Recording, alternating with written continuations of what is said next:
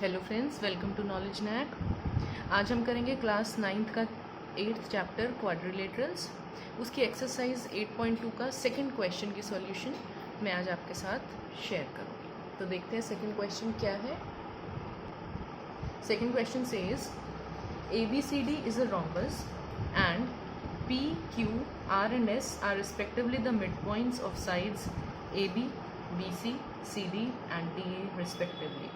Show that the quadrilateral PQRS is a rectangle. तो सबसे पहले हम इस क्वेश्चन की फिगर ड्रॉ कर लेंगे। So this is the figure. ABCD हमें गिवन है that it is a rhombus. P AB का मिड पॉइंट है, Q BC साइड का मिड पॉइंट है, R DC साइड का मिड पॉइंट है और S AD का मिड पॉइंट है। अगर इन मिड पॉइंट्स को हम ज्वाइन करें तो एक क्वाड्रिलेटरल बनेगा PQRS। तो अब हमें प्रूव करना है that PQRS is a rectangle. तो देखिए, PQRS को रेक्टेंगल प्रूव करने के लिए हमें कंस्ट्रक्शन करनी होगी। तो हम यहाँ लिखेंगे कंस्ट्रक्शन। गिवन आप लोग लिख लेंगे ABCD is a rhombus, PQRS are the midpoints of sides this, this and this। उसके बाद हम कंस्ट्रक्शन लिखेंगे। कंस्ट्रक्शन में हम लिखेंगे join AC and BD। हमें इसमें दो कंस्ट्रक्शंस करनी है, AC को ज्वाइन करना है और BD को ज्वाइन करना है। लेकिन पहले मैं आपको सिर्फ AC ज्वाइन कर कर दिखाऊंगी, उसके थ्रू हम क्वेश्चन का हाफ पार्ट प्रूव करेंगे। उसके बाद हम BD को ज्वाइन करके नेक्स्ट हाफ उससे प्रूव करेंगे। तो हमारे लिए इजी रहेगा अगर हम स्टेप बाय स्टेप कंस्ट्रक्शन करें। तो सबसे पहले हम ज्वाइन करते हैं AC को। हमने AC ज्वाइन कर लिया। अब हम लिखेंगे प्रूफ। देखिए, इसको रेक्टेंगल प्रूफ करने के लिए हमें दो स्टेप्स करने हैं। सबसे पहले तो हम PQRS को एक पैरेललोग्राम प्रूव करेंगे, उसके बाद नेक्स्ट स्टेप में हम इसे रेक्टेंगल प्रूव करेंगे।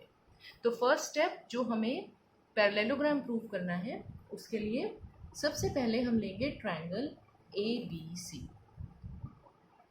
इन ट्रायंगल ABC देखिए, जो ABC ट्रायंगल है इसमें P जो है वो मिड पॉइंट है AB का। तो हम यहाँ लिखेंगे P is midpoint of AB and Q is midpoint of BC। ये दोनों हमें मिड पॉइंट्स गिवन है। This is given to us in the question. तो अब इसमें हम मिड पॉइंट थ्योरम अप्लाई कर देंगे। देखिए, हमने पढ़ा है कि अगर एक ट्रायंगल हो हमारे पास, मिड पॉइंट थ्योरम में हमने यही पढ़ा है, अगर इस लाइन का मैं मिड पॉइंट लूँ, इस लाइन का मिड पॉइंट लूँ और इसको ज्वाइन कर दूँ, तो ये जो लाइन बनी है ज्वाइन करके, ये थर्ड साइड के पैरेलल होगी और उसकी हाफ होगी। यही है हमारी मिड पॉइंट थ्योरम। तो इस तरह से ABC ट्रायंगल में PQ को ज्वाइन करने पे जो लाइन बनी PQ वो AC के पैरेलल होगी। PQ is parallel to AC and PQ is equal to half of AC। ये आ गया हमारे पास result by mid point theorem. इसी तरह से अब देखिए, हम लेंगे ट्रायंगल ADC। सेम यही प्रोसीजर हमें उसमें भी फॉलो करना है। S इसमें मिड पॉइंट है AD साइड का। S is mid point of side AD and R is the mid point of side DC। R is mid point of DC। ये हमें गिवन है। तो ठीक जैसे हमने ऊपर करा है उसी तरह से अगर एस आर को ज्वाइन किया है तो वो ए सी के पैरेलल होगी बाय मिड पॉइंट थ्योरम, और एस आर ए सी की हाफ पे होगी। तो हम यहाँ लिख देंगे therefore S R is parallel to A C and S R is equal to half of A C by mid point theorem. तो हमने इस इक्वेशन को अब मार्क कर लेना है 1 और इस इक्वेशन को हम मार्क कर लेंगे 2। अब अगर हम इन दोनों इक्वेशंस को कंपेयर करें फ्रॉम इक्वेशन 1 एंड 2, इनको कंपेयर करने पे देखिए पी क्यू ए सी के पैरेलल, एस आर भी ए सी के पैरेलल, तो बट ऑब्वियस है पी क्यू किसके पैरेलल आ गया हमारे पास, एस आर के। और इसी तरह से पी क्यू ए सी का हाफ है और सेकेंड इक्वेशन में एस आर ए सी का हाफ है, तो दिस मीन्स पी क्यू और एस आर इक्वल है and P Q is equal to S R. अब देखिए पी क्यू आर एस जो क्वाड्रिलेटरल है उसमें पी क्यू एस आर के पैरेलल भी आ गया और एस आर के इक्वल भी आ गया। और किसी भी क्वाड्रिलेटरल में अगर एक पेयर ऑफ अपोजिट साइड्स, ये पेयर हमने लिया, वो इक्वल भी है और वो पैरेलल भी है, तो हमारे पास प्रॉपर्टी है कि वो एक पैरेललोग्राम होगा। तो इसको हम लिख देंगे इन quadrilateral P Q R S it's one pair of opposite sides is equal and parallel. Therefore,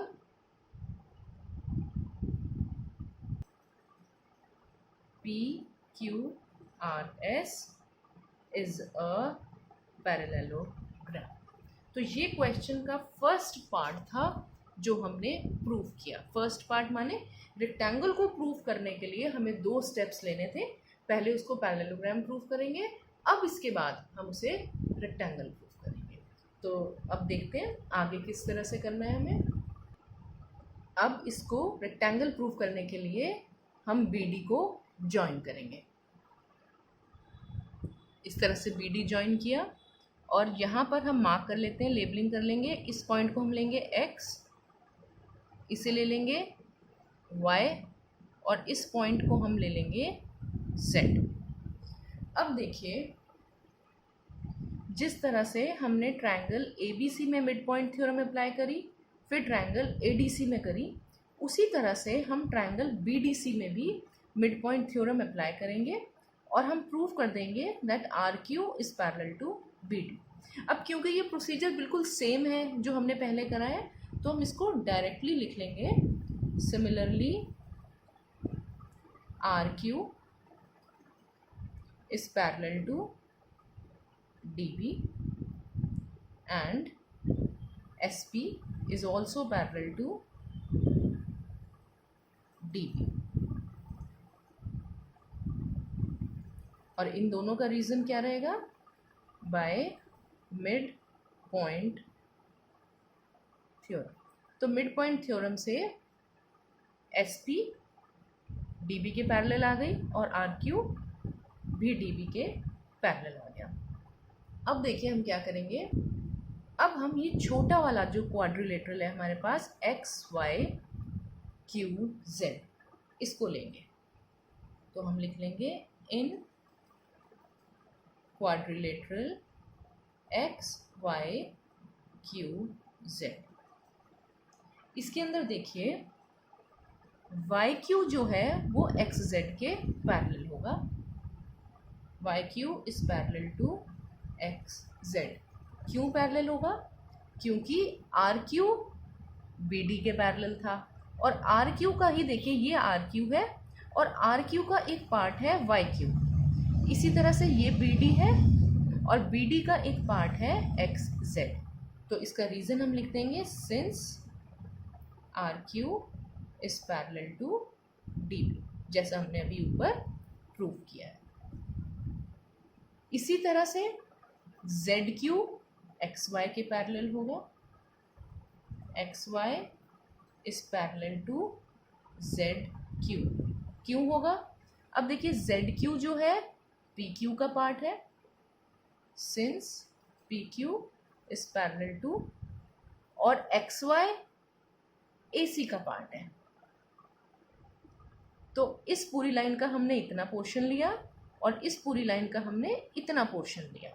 तो इस तरह से ये लाइन इसके पैरेलल आ गई और ये लाइन इसके पैरेलल आ गई। तो दोनों पेयर जो हैं अपोजिट साइड्स के वो पैरेलल हुए। तो हम कह सकते हैं कि X Y Q Z is a parallelogram. तो हम लिख लेंगे therefore X Y Q Z is a parallelogram.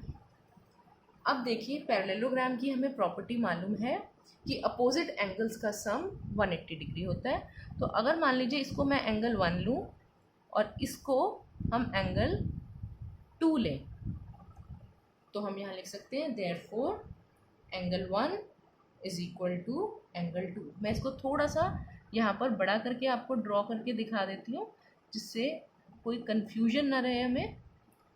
ये x, ये y, ये q, ये z, इसे हमने एंगल 1 लिया है और इसे हमने एंगल 2 लिया है।